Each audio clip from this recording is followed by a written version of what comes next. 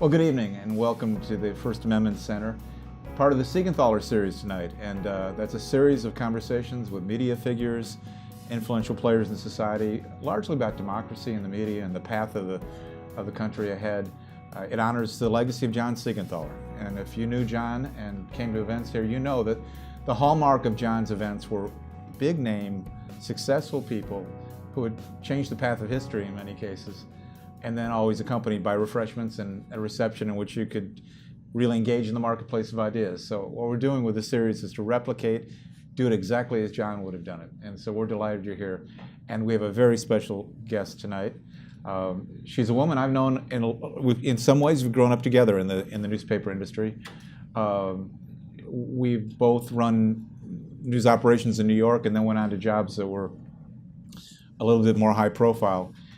She was the editor of the Buffalo News and worked her way up in that newsroom, and then walked into, I think, one of the toughest jobs in American journalism, being the public editor at the New York Times. Everyone has an opinion about the New York Times, and they all want to share it with the public editor. And then from that job, she went in to become the media columnist for the Washington Post, at, again, maybe the most interesting time in history involving media and Washington and the destiny of this country. So please welcome Margaret Sullivan. Thank you. I am so glad to have you here. When you went from the day-to-day grind of a daily newsroom into the New York Times, I was worried about you. I thought I may never see Margaret again, and you thrived, and I'm just so proud of what you've accomplished. You did more with the public editor's job than I think your predecessors may have. That's not a criticism, but you really embraced the job. Why did that job appeal to you so much? I had thought for a long time, when I was in Buffalo for many years, starting as a summer intern and becoming the first woman to edit the paper, that if I were to make a move to a big market, that two things I could see myself doing were to be the public editor of the Times or the ombudsman or ombudswoman of the Washington Post, which is a job that no longer exists. And I just thought that because I had a long and pretty varied career doing different things in newspapers, that it would be a natural. And it actually did turn out to be. And I had many people tell me when I was doing that job that it seemed like I was born to do it. And I felt that way, but at the same time it was often really difficult and very stressful. There's an inherent tension in it because you're kind of like internal affairs or the inspector general. You are holding people accountable who you work with, and I went to the Times office every day and sat in the newsroom. And so were you really popular there? Yeah. Did everyone like Margaret? They wanted me to think so. But there were some very tense moments, I can tell you that. I happened to be there at the time when Jill Abramson, the first woman editor of the New York Times, was fired, and so that was a very interesting time to be there. And when I first came to the Times, I thought, wow, this is incredible. I'm coming in, and Jill Abramson is the editor, and this is a historic moment at the Times, and it was. And I didn't know just how historic it was going to be because she was fired. The process of coming in, and the New York Times is a great newspaper. I was the editor of USA Today for a number of years, and all those years denied that the New York Times was a great newspaper. It wasn't colorful at all. But once I'm out of it's my go-to newspaper. I think it's extraordinary. You have a lot of reporters at the New York Times who are very, very good. Yes. And just ask them. Exactly. Just ask them. And they believe they're very, very, very good. Yes. And what is it like to kind of have to take them down a notch and say, you know what, you're not perfect, and you've let the public down with this? So, my process for doing that was to represent the reader. And that gave me, it wasn't as if I were making these judgments strictly on my own. Issues would arise that would be controversial, and I would take them from the readers who would come to me with them. and take them normally to the editors. So it wasn't as if I was walking down the hall and saying, hey, Joe reporter, you got this wrong. I think so. There's a little more cover than that in it. One is that you represent the reader, and the other is that you go to the boss. Right. And that helps. But certainly there are in every newsroom, as you know, big egos. And the Times might be the biggest of all. Absolutely. So it's tough. And, many times I'd get a lot of pushback and it would be highly uncomfortable. There would be times when I would come into the building after writing a tough column and think, I just don't want to be here. Yeah. It was hard. So I'm curious, during your tenure there, what was the biggest screw up on your watch? The biggest screw up of the Times. Of the Times, well, yeah, not mine. Not your personal screw up. Yeah. But you can share that as well if you'd like. Nothing. There was. Now, where did the newspaper err the most that you had to take the courageous stand and say, Yeah. Well, there was a tough couple of stories, and it was fairly late in my tenure, that were based on anonymous sources. And they turned out, one of them is a sort of a famous, it's become kind of famous. The Times reported on its front page that Hillary Clinton was the object of a criminal investigation. And it was based on an anonymous, Justice Department source. And, well, it turned out that, yes, this was during the campaign. She was, in fact, the target of, or had been not the target, but had been identified as her situation, not her, but her email practices were becoming the subject of a national security investigation. That's different than, in a headline, Hillary Clinton being the subject of a criminal investigation. And the source was wrong. I had a deputy managing editor say, we got the story wrong because our source got it wrong. And that, unfortunately, rang a little too familiar at the Times because of the reporting that happened in the run-up to the Iraq War, when the Times sources got it wrong about the weapons of mass destruction, and therefore the Times got it wrong. So the readers did not want to hear that. Right. And that was tough. And there was another story that was sourced similarly. And it was, these were big, important lead stories in the paper. Well, that takes us to anonymous sources and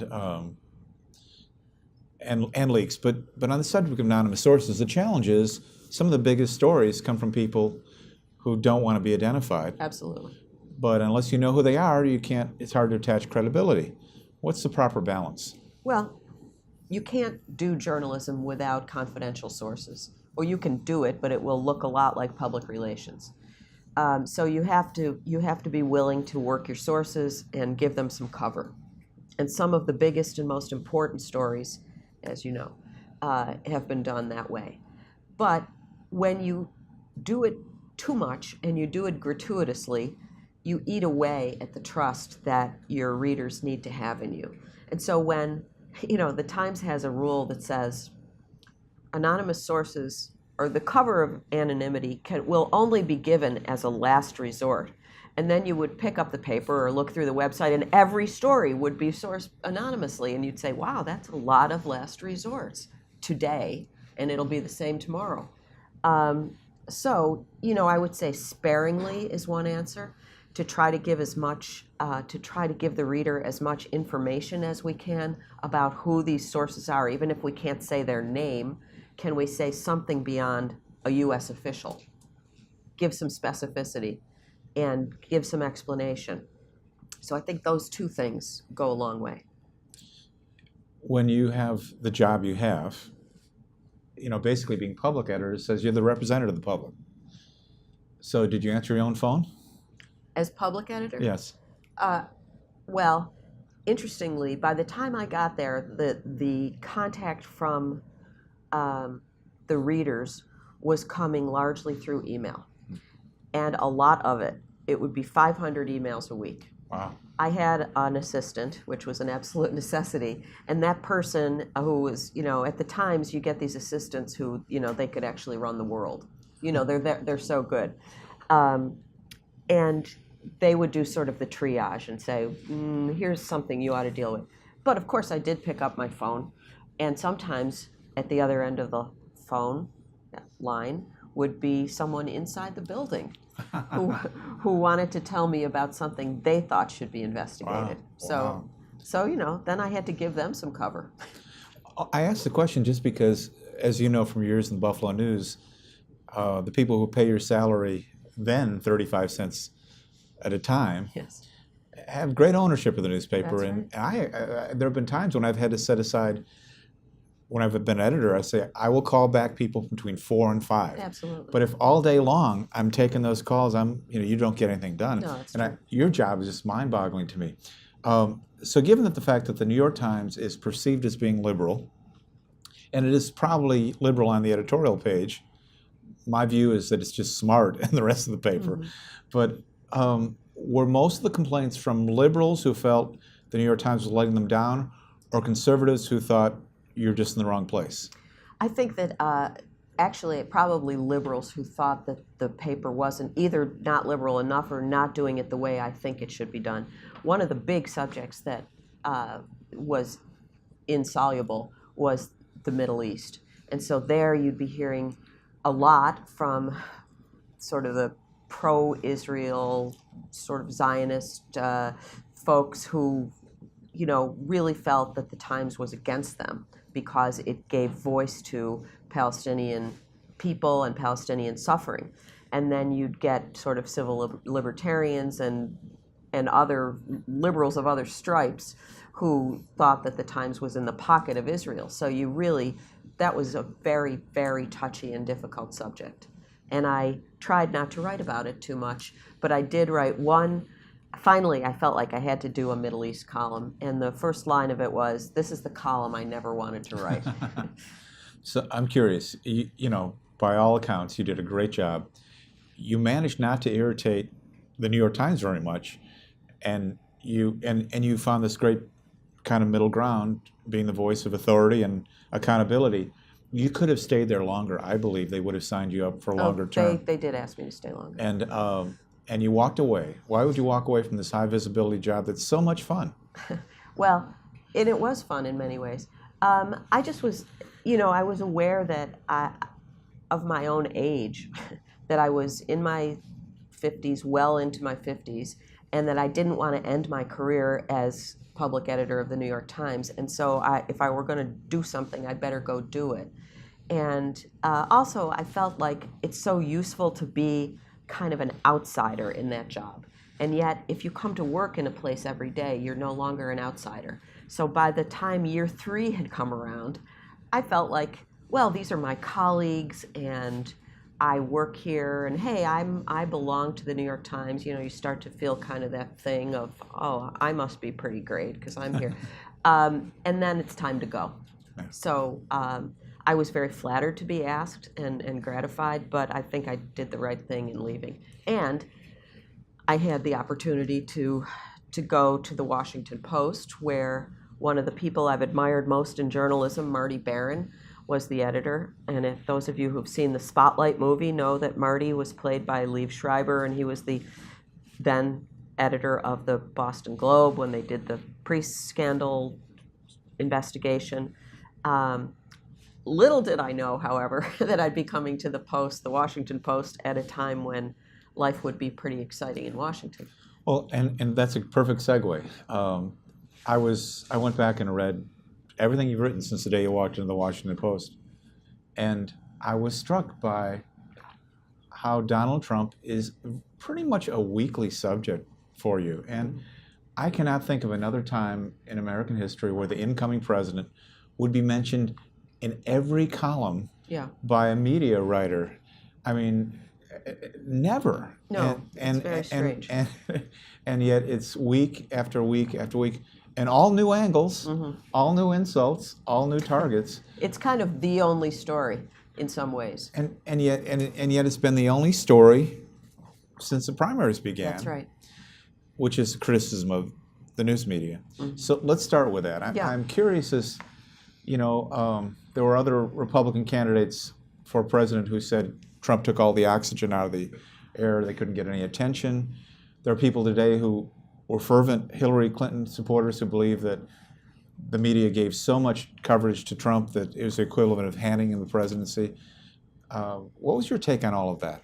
Well, I think during the primary, Donald Trump got a lot of help from the cable news networks, particularly, well, certainly Fox to some extent, but certainly CNN.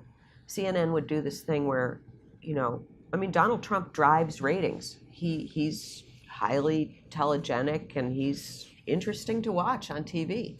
And so when he would be on CNN, it would be good for ratings. So CNN would sometimes just, train its camera on the empty podium, waiting for him to start his rally or something. You can't buy that. And so I do think he got a lot of help at that point. I think once the conventions came and went, things changed a little bit.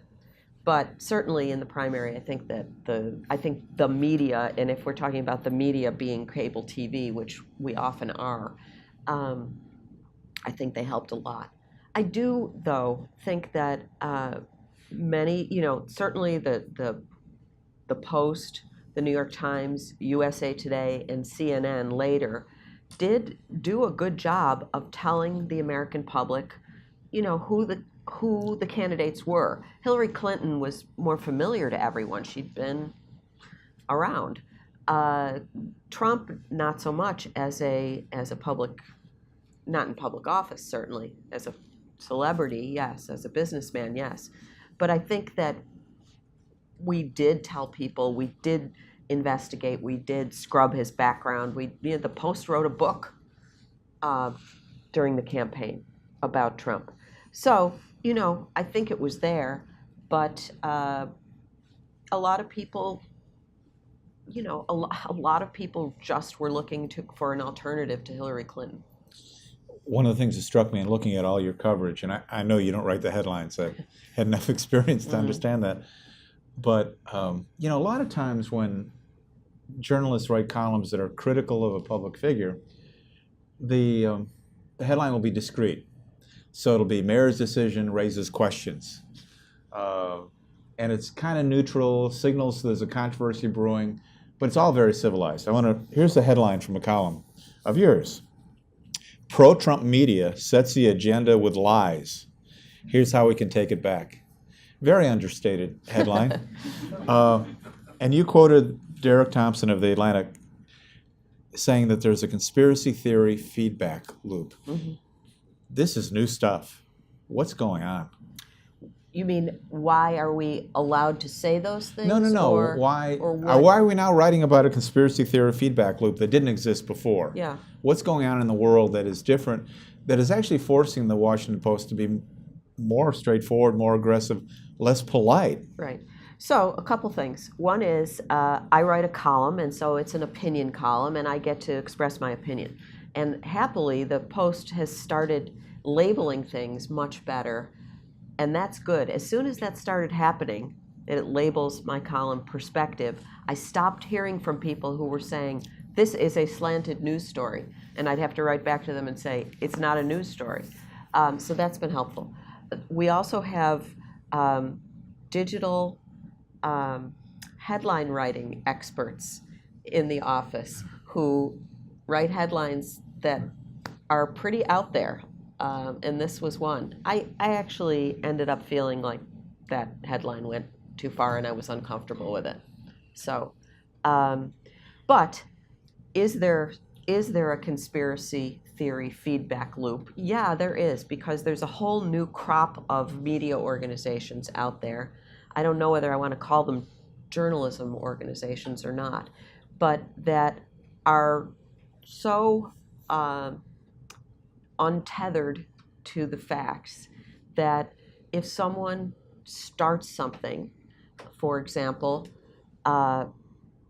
3 million illegal immigrants voted. that'll be picked up. It can be picked up by the president. It will then be amplified by perhaps Breitbart, and sort of it comes back and forth.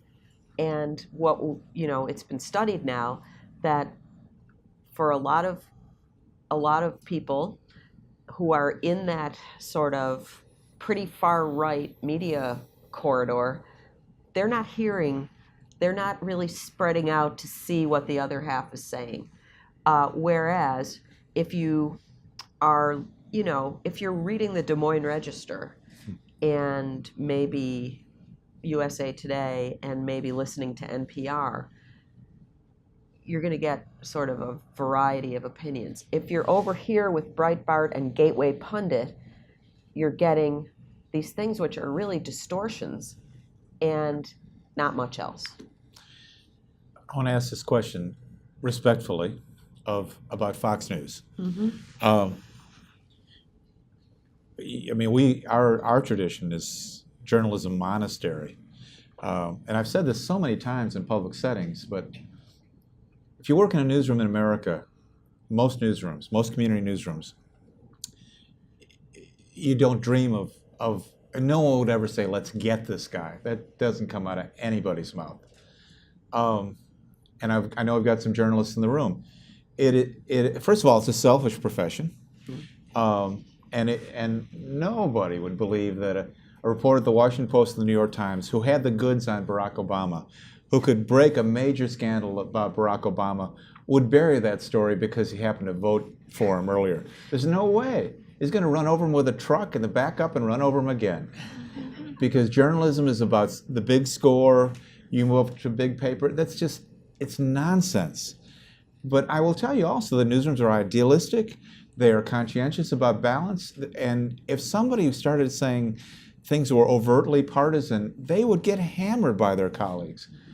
So now we have this phenomenon, largely Fox News, but also MSNBC to some extent, where partisanship is marketable. And I'm curious about this. I've met Fox News reporters. Do you believe they believe they're being fair? I feel as though Fox and to some extent CNN too but certainly Fox, it's like they're two organizations. There are people there who are really solid journalists, a Chris Wallace, and then there's a Sean Hannity. I mean, yes, they're both on Fox News, but they're really not the same kind of media personality. Hannity himself says he's not a journalist. Right. And it shows, by the way. It does. And then there are people in between. I've been interested to see, how, for example, Fox is covering things that involve, and this is always very hard to report on yourself, but how did Fox News cover, the Roger Ailes question? And, when Ailes, who's the head of Fox News, was basically had to leave his very high perch because of sexual harassment claims. How did they cover that? Pretty lightly, So I think that you can't paint with too broad a brush with Fox. There are good people there. They do journalism. And at the same time, they're certainly coming from a very, very clear point of view. And it's a point of view that has changed the whole media ecosystem. I want to talk about the art of the tweet. This is brand new, where the President of the United States can